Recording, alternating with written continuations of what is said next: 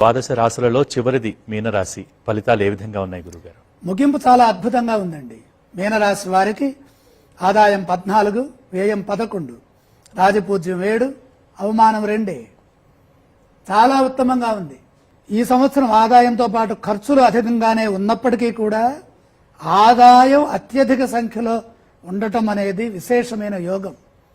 డబ్బును ఖర్చు చేస్తేనే గృహాలు, స్వర్ణాభరణాలు, వాహనాలు, పరువు, ప్రతిష్ట వీటన్నిటినీ కాపాడుకోవడానికి అవసరమైన దైవశక్తి ఇవన్నీ ఆర్థిక వినియోగం ద్వారానే ఏర్పడతాయి.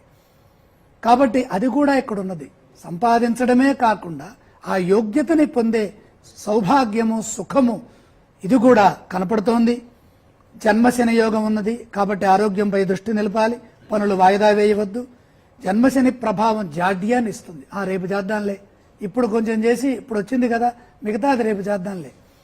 ఎప్పటి పనులు అప్పుడే సకాలంలో చేయటం మంచిది. సకల జాగ్రత్తలు తీసుకోవాలి.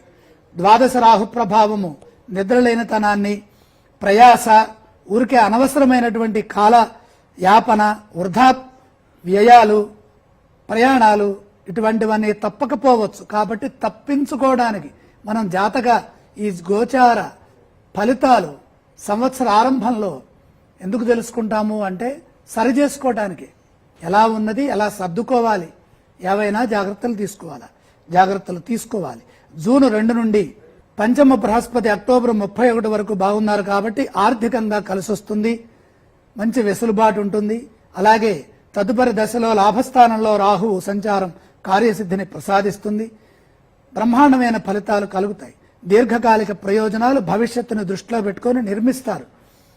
సంవత్సరం చివరి భాగంలో షష్ఠ స్థానంలో దేవగురువైన బృహస్పతి ఉంటారు కాబట్టి ఆ సమయంలో ఖర్చుల విషయంలో కుటుంబ నియంత్రణ, కుటుంబ పాలన, పోషణ ఇత్యాది విషయాలలో శ్రద్ధ వహిస్తూ ముందుకు సాగండి.